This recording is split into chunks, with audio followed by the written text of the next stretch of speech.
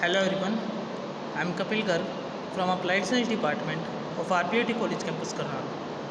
In our previous lecture, we have studied about the Daniell cell. Daniell cell में हमने क्या देखा था, जिसका हमने डायग्राम दे रखा है, हमने उसमें देखा था कि we have firstly consider a beaker. हमने बीकर के अंदर क्या लिया, सॉल्यूशन लिया. कौन सा सॉल्यूशन? कॉपर सल्फेट का. ठीक है, जिसको हमने CuSO4 नाम दिया था.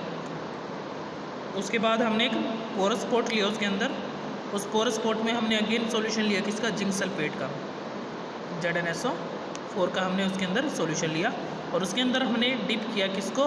जिंक रोड को, जिसको हम इलेक्ट्रोड बोलते हैं. एक इलेक्ट्रोड को डिप किया, किसकी थी वो? जिंक की.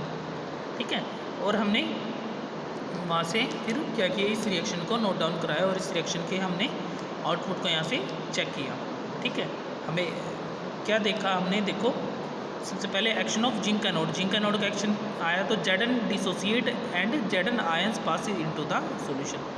Zn क्या करेगा? डिसोसिएट करेगा और Zn आयंस जो थे वो क्या करेंगे?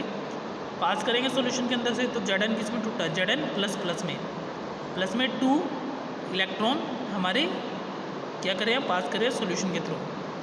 और जो H2SO4 था विच इज़ इक्वल टू हमारा किसके हो जाएगा? H2H positive plus SO4 negative ions में हमारा वो डिसोशिएट हो जाएगा. तो Zn प्लस SO4 माइनस इसके इक्वल हो जाएगा ZnSO4 के इक्वल यहाँ से हो जाएगा. क्लियर?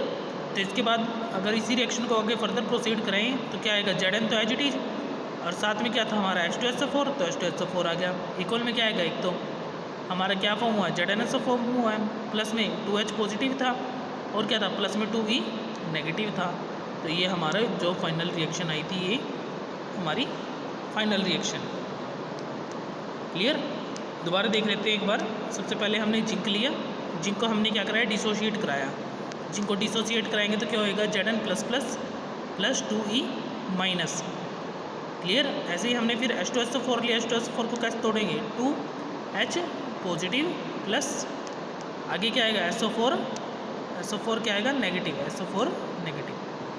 ठीक है, यहाँ पे Zn plus SO4 negative which is equal to किसके आएगा? ZnSO4 के.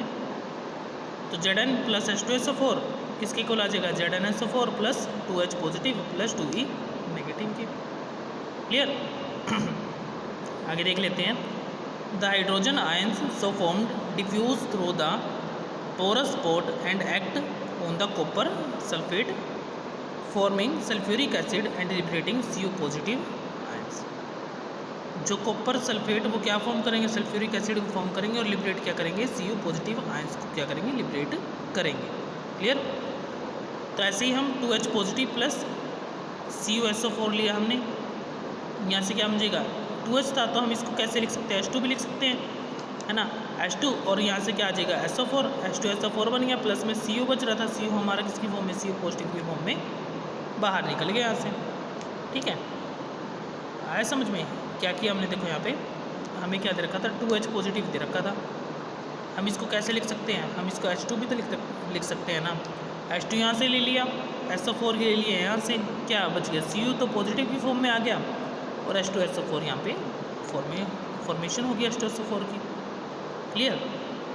आगे देखो, एक्शन ऑफ Cu कैथोड. जो Cu कॉपर कैथोड था हमारा, उसका एक्शन क्या हुआ? These positive ions are dissociated on the copper plate thereby making copper plate positive with respect to electrolyte. Copper plate हमारी कैसी आ गई? देखो यहाँ पे पॉजिटिव आ गई है. ठीक है, so there is no polarisation and CuSO4 act as depolariser. जो CuSO4 था वो हमारा किसकी तरह एक्ट कर रहा है? डीपोलराइजर की तरह. ठीक है, तो जो EMF आया डेनियल सेल का वो कितना आएगा? 1.12 वोल्ट. ठीक है, तो EMF कितना है डेनियल सेल का? हमारा 1.12 वोल्ट के आसपास आया है. तो this is our Daniell cell. I hope you understand. Thank you to all of you for watching this video.